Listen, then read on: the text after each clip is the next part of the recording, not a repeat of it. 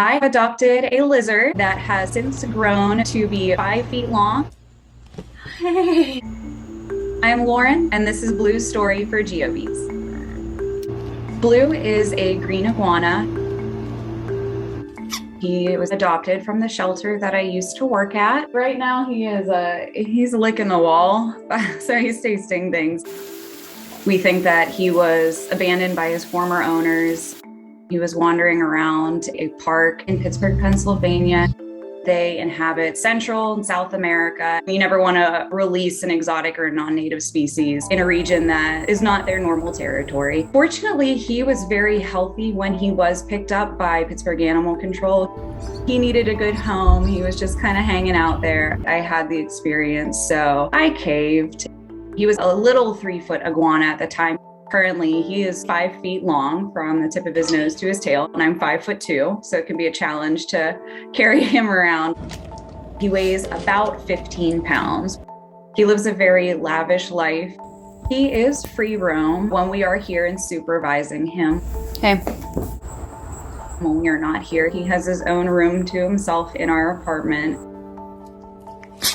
He hangs out with his food and his UV lights and heating pads and a window he can bask in and a lot of cat trees to climb on. They have exceptionally long claws. At one point, he did manage to climb up a shower curtain. He loves a nice hot shower. He loves a hot soak. His breeding season usually lasts around 3 to 4 months. So a good chunk of the year, he is looking for ladies. He does have a tendency to steal things during breeding season, like pillows and blankets and stuffed animals, and drag them around the apartment. He'll chase me every once in a while. He will bite random objects if he feels that they are a threat to him. What is wrong with you? What are you doing? They have an incredibly strong bite. Hey, no. Males, they have really prominent jowls or cheeks. They look really attractive to the females and intimidating to new males coming into their territory. We don't want to add to the iguana population in the US, so he will not have a girlfriend. It can be tough to navigate breeding season, but then he goes back to relaxing and being a chill guy to be around.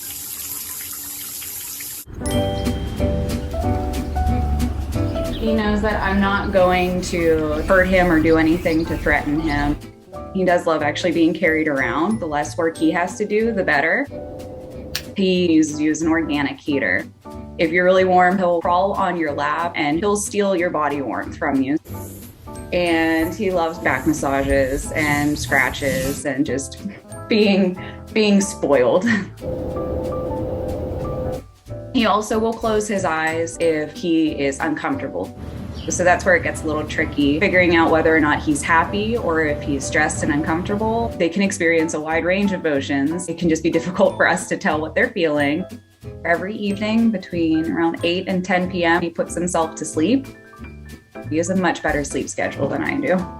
In the morning, he comes right up to the door. He waits for me. I said good morning to him. He does his little hello head bob, which is iguana for like, hello, I'm here. His diet is much better than mine. A lot of leafy greens, veggies, and fruits. And occasionally, if I'm lucky, a hibiscus flower off the plants that we have in our garden. He loves mango, blueberries, raspberries, dragon fruit. They are incredibly intelligent. I like to think that he knows his name. If he's misbehaving, I call his name. He just kind of look at me and give me a side eye. I travel for work, and when I'm gone, my parents watch him for me.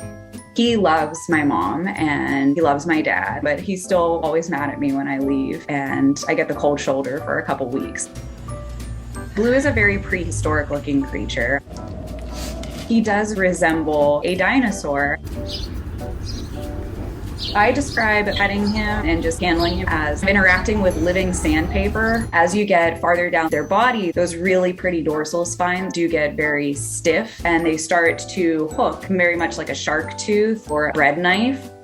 So you have to be very careful. I just take any little paper cuts I get with it along the way because that's just the way he is. The flap of skin underneath their necks, it's really important for them when they're communicating to each other.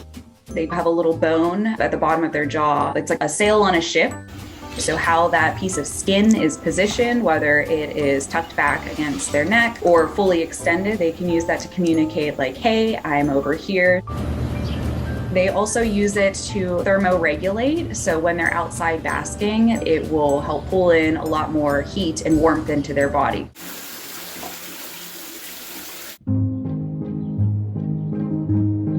I don't want him to be re-released into the wild. It's actually illegal for me to take him out into the wild and let him interact with any of our state parks or ponds. That would be traumatizing for the lizard, but also really could be detrimental to the environment. He has been an education ambassador animal for the last 6 years now, teaching folks about proper animal care and adopting over shopping. I have a house filled with adopted animals, and that's kind of where my passion has always been. I remind him regularly that he is loved very, very much.